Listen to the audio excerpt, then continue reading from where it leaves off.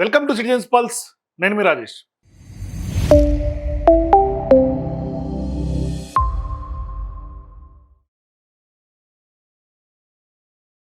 ఎట్టకేలకు నీట్ ప్రశ్నాపత్రాలకు సంబంధించినటువంటి లీకేజీ వ్యవహారంలో నరేంద్ర మోదీ గారి ప్రభుత్వం కాక్రోచ్ జనతా పార్టీకి సంబంధించినటువంటి దెబ్బకు దిగొచ్చిందని చెప్పుకోవాలి. ఎట్టకేలకు ధర్మేంద్ర ప్రధాన్ ఎవరైతే ఎడ్యుకేషన్ మంత్రిగా ఉన్నారో ఆయన రాజీనామా చేశారు.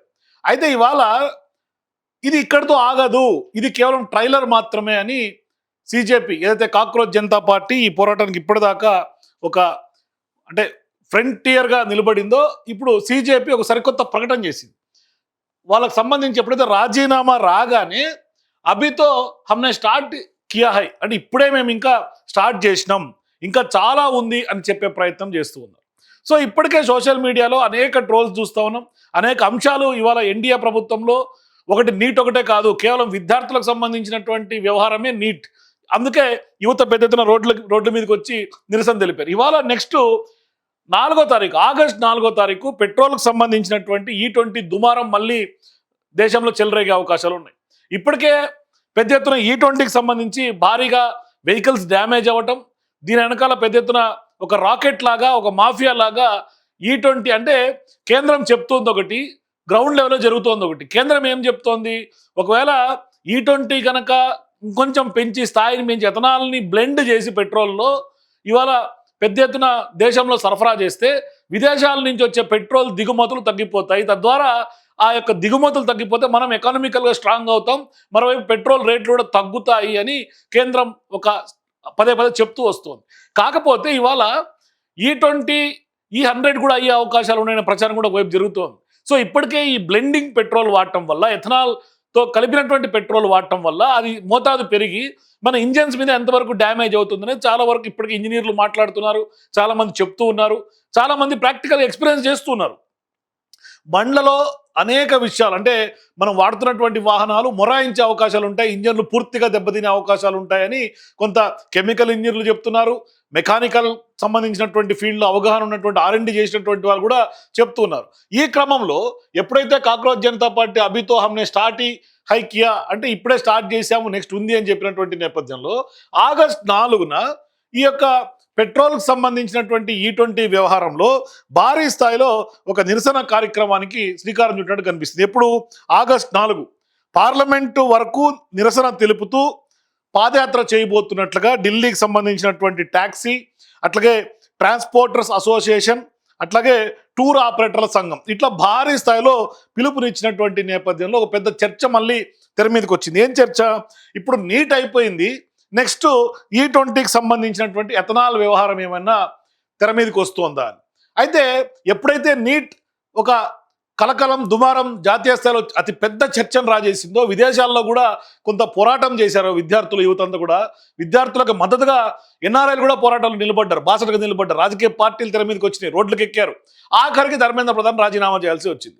సో ఇట్లా ఈ యొక్క మెడలు వంచి రాజీనామా చేయించినటువంటి పర్వంలో విద్యార్థులతో మొదలైనటువంటి జాతీయ స్థాయిలో యువతతో మొదలైనటువంటి ఈ యొక్క ఉద్యమం కేవలం నీట్తో ఆగే పరిస్థితి లేదు.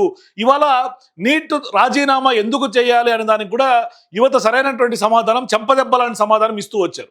ఏంటి అంటే ఇవాళ అక్కడ ఉన్నటువంటి వాళ్ళందరూ స్టూడెంట్సే కాదు అని మాట్లాడుతున్నటువంటి వాళ్ళకి చెంపపెట్టులాగా సమాధానం కొంతమంది యువత ఇచ్చారు. సహజంగా ఏదైనా ఒక అమ్మాయికి ఎవరికైనా రేప్ జరిగితే మరి అక్కడ ఆ యొక్క బాధితురాలకు అండగా మద్దతుగా చాలా మంది యాక్షన్ తీసుకోవాలని కూడా మహిళలకు పిలుపునిచ్చి పెద్ద ఎత్తున పోరాటం చేస్తారు, ఉద్యమిస్తారు, నిరసన తెలుపుతారు.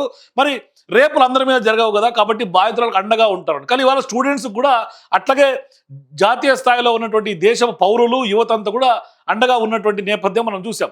కాబట్టి ఇప్పుడు నెక్స్ట్ నీట్ అయిపోయింది, ఇప్పుడు పెద్ద ఎత్తున ట్రాన్స్పోర్ట్ అసోసియేషన్, అట్లాగే టూర్లకు సంబంధించినటువంటి ఆ యొక్క సంఘం, అట్లాగే ట్యాక్సీలకు సంబంధించినటువంటి వీళ్ళ ఆపరేటర్స్ అందరూ కూడా పిలుపునిచ్చినటువంటి నేపథ్యంలో భారీగా దేశంలో యువతతో పాటుగా ఇవాళ పెద్ద ఎత్తున అందరూ కూడా కదిలొచ్చే అవకాశం ఉంది, దేశంలో ఉన్నటువంటి ప్రజలందరూ కూడా కలిసి వచ్చే అవకాశం ఉంది. అంటే ఇవాళ ఇథనాల్ కలిపినటువంటి పెట్రోల్ను పెద్ద ఎత్తున వ్యతిరేకిస్తుంది. ఇవాళ దేశమంతా కూడా పెద్ద ఎత్తున వెహికల్స్లో డ్యామేజ్ జరిగే అవకాశం ఉంటుంది, ఇంజన్లు కొలాప్స్ అయ్యే అవకాశాలు ఉన్నాయని కూడా కొంత బయటకు వస్తున్నటువంటి నేపథ్యం. చాలామంది ఇప్పటికే మా వాహనాలు ఏ విధంగా దెబ్బతింటున్నాయో రోడ్ల మీదకి ఎక్కి రీల్స్ చేసి పెడుతున్నటువంటి నేపథ్యం కూడా మనం చూసాం.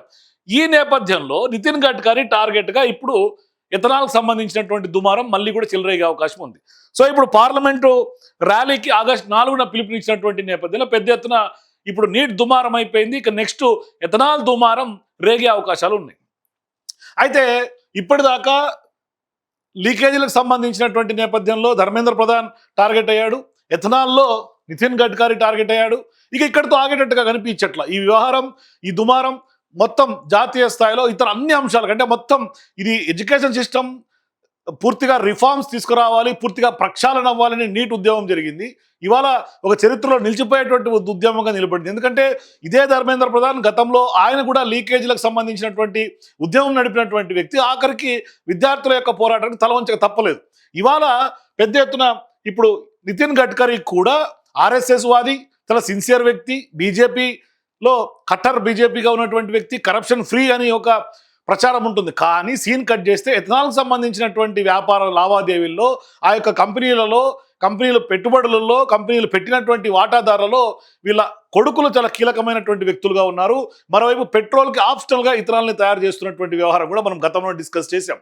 అంటే చెరుకు నుంచి వచ్చినటువంటి బయోఫ్యూయల్ని ఇవాళ ఎథనాల్ దాంతో ప్రొడ్యూస్ చేసి చెరుకు యొక్క మొలాసెస్ వీటి నుంచి తయారు చేయబడినటువంటి న్యాచురల్గా చేయబడినటువంటి ఎథనాల్ని ఇవాళ పెట్రోల్లో బ్లెండ్ చేస్తున్నటువంటి పరిస్థితి.